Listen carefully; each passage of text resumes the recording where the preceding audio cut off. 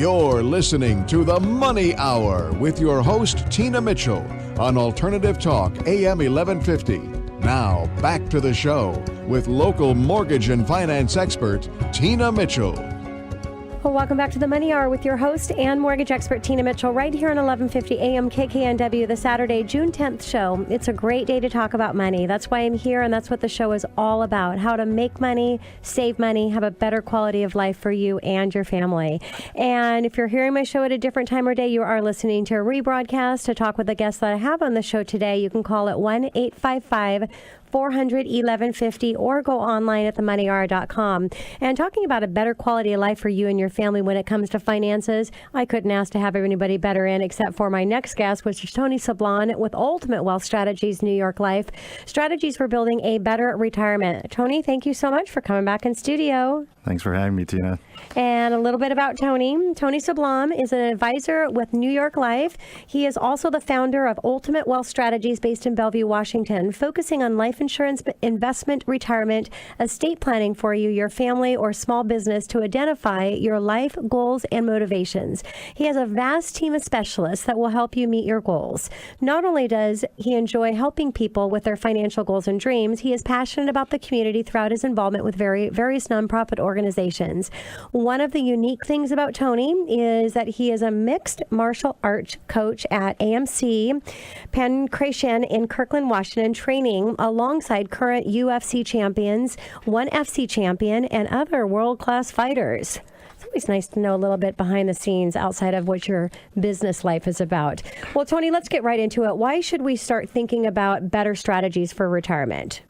Well, why you should start thinking today is because longevity may be the most significant factor in retirement planning these days. And it's also the hardest to gauge. With the steady increase in life expectancy, you may be living in retirement much longer than you anticipated.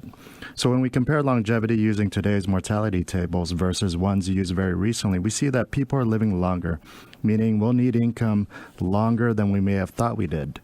For instance, for a healthy 65-year-old female, you can expect to live well into your 80s, and for males, you can expect to live to your early 80s. And another factor is tax management would be another reason why you would consider a better strategy for retirement. So, Tony, who's responsible for your retirement? So in times past, many retirees relied on income from pensions and Social Security benefits funded by corporations and government programs. The cash flow they took from personal savings was just a small piece of the pie. So since these programs and pensions were reliable, guaranteed, and sufficient in most cases. Today, however, Social Security is providing a smaller percentage of the income needed in retirement, and sometimes without the benefit of cost of living increases. Furthermore, pension plans are no longer as prevalent as they used to be, leaving most people without those guaranteed funds. And consequently, the responsibility for accumulating retirement savings and generating retirement income is shifting from organizations to individuals. Therefore, personal savings for retirement is far more important today. Yeah. So, and also, Tony, let's talk about factors that you need to keep in mind when planning for your retirement. So lifestyle design is an important factor. And generally what I see is that, if you're making a certain amount of dollars right before retirement, those are the same amount of dollars you'd like to last you for the next 30 to 40 years of your retirement, which brings to the fact that inflation is inevitable. So people in the job force usually keep up with inflation through pay increases. But after retirement, few people can increase their income enough to keep pace with the cost of living. So although the idea is simple, many people don't recognize the enormous increase in wealth that can result from beginning to save early, and that's today. Yeah, and I always ask people, would you ever take a job and never get an increase? So why would you think about retirement and not setting up a plan to where you're going to get an increase? So what I'm hearing you say, Tony, really is stop procrastinating and start accumulating. That's correct. And, long-term goals often involve saving for the future, and that includes buying a home, starting a business, paying for college, enjoying a comfortable retirement. So early planning maximizes the power of that time, helping you reach those financial goals by saving today. So hypothetically, how fast can an investment grow? So I get that question a lot, and how long will it take my money to grow? So one answer is just a simple answer is the rule of 72. It's called the rule of 72 because you can calculate an estimate for the amount of time it will take you to double your money by dividing your expected annual return by 72. So for instance, an expected 10% return, you would divide 10 by 72, and the result is that your money will double every 72 years. Or if you obtain a 6% return on an investment, the money will double every 12 years. So the rule of 72 is a hypothetical mathematical calculation. There's no assurance that any investment will double within a specific time frame. So this annual return is hypothetical, and it does not represent the return of any specific investment. Just an idea. And as a financial advisor, you've got to disclose that. Just a way to calculate an estimate. So let's talk about taxes, Tony. So if you incorporate annual taxes into the formula, the rule of 72 formula, you'll see that more time is required to double your money. So that's often overlooked, and people don't realize that.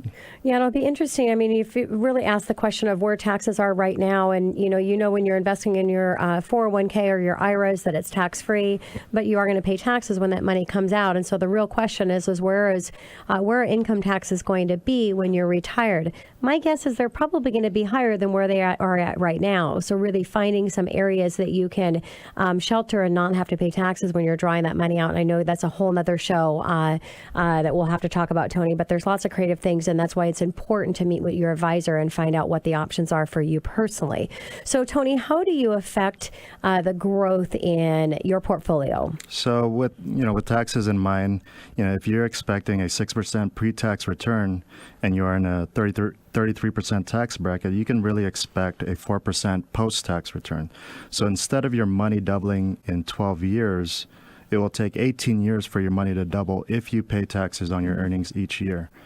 So in short, taxes cost an extra 6 years of growth in this scenario.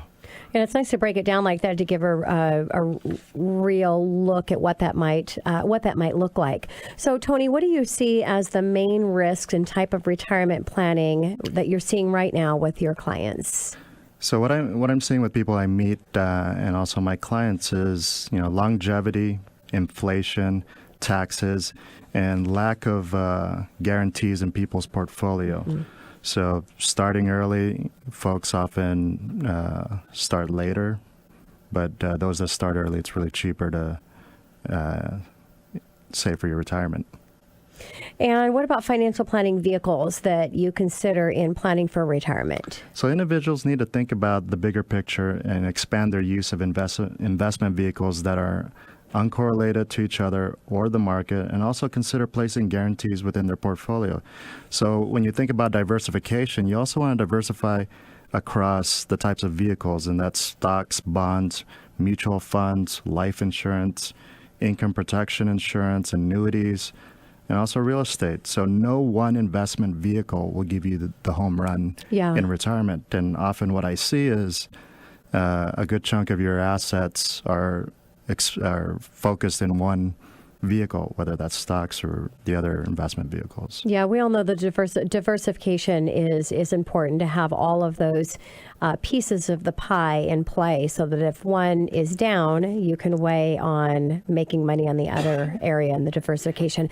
So when you have clients come in and talk with you, Tony, and they've got something that you're looking at and just wish that they would have came in to see you a little bit earlier, is there a common thing that you're seeing with those clients? It's procrastination. Yeah. So what we talked about earlier is don't procrastinate and start accumulating, whether that's $100 a month, $200 a month, $300 a month.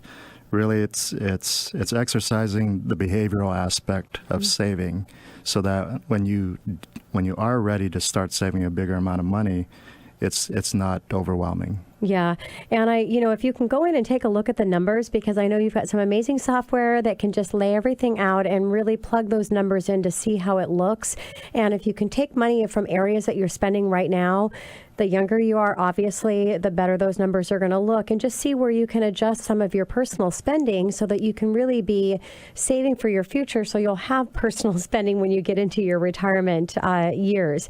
Now, Tony, I know you also work with employers, and on. So what are you seeing with employer plans that you're able to, because you've taken on some new accounts where employers are really not in the best program to suit what they're trying to accomplish. So talk a little bit about that. So with regard to employer programs, they have ERISA fiduciary responsibilities. And what we're seeing is because of the inherent risk of helping employees save for retirement, really their only responsibility, if you look at the way these plans are designed, is just to offer the benefit. Mm-hmm. So what's lacking and what I see is that people have access to a financial planner.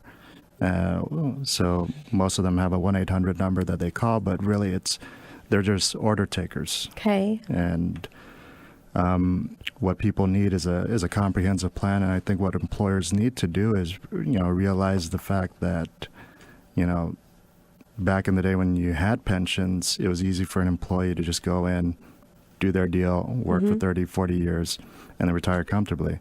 These days, employees are transferring jobs, switching jobs every 1 to 2 years. So retirement planning is an afterthought. Yeah. Yeah. And also with the investment choices within a retirement plan, it really doesn't cover the gamut of what one needs for a comprehensive financial plan. Yeah. And, I have a tool that shows people mathematically where and visually where most of their money is, right? And there's just not enough guarantees within these 401k plans. So, Tony, as we wrap things up here, can you talk a little bit about fee structure and the difference of, because there's different ways that you can choose your advisor on whether you're paying an annual fee or you're paying fee based on trade. Can you talk just a little bit about that? Yeah, so with the way advisors are paid, you can either be paid a commission where you reach out to an advisor, they find you the best insurance, best investment based on the client's request, right? So you're just an order taker and you just get a commission. Or you have a fee structure, like an assets under management fee, where you're getting a certain percentage of the assets under your management, and that puts you on both sides of the table in terms of if the portfolio grows, the advisor's compensation grows. If the portfolio goes down, the advisor's compensation goes down. And then lastly, there's an upfront fee in which some advisors charge, and that could be anywhere from $2,500 to $30,000, depending on the complications or the complexity of your estate. So there's different ways that advisors and clients can engage in terms of compensation. Seems like asset under management would be a pretty good deal for a client, right? That would be a good deal. To have that accountability for your advisor to manage those assets and manage based on their their performance. Yeah, because it puts you on the same side of the table. Yeah. So, Tony, any other final words of wisdom when it comes to retirement as we wrap up our time together? So, a lot of folks ask me what's realistic in terms of different types of investment returns. And, after a lengthy bull or bear market, some people tend to lose perspective of what is a normal rate of return. So to that, I say, let's have a conversation, because returns are just one part of the equation. And it's easy to overlook having a comprehensive plan when times are good like they are today. Yeah, great advice. Tony, thank you so much for coming back in studio. It's always a pleasure chatting with you. Thank you. Always a pleasure. Coming up next on the Money Hour, implications of the Seattle City Council's revisions to the landlord-tenant ordinance. Melissa Master-Leo with Coldwell Banker Bain right here at 1150 a.m. KKNW after the short break.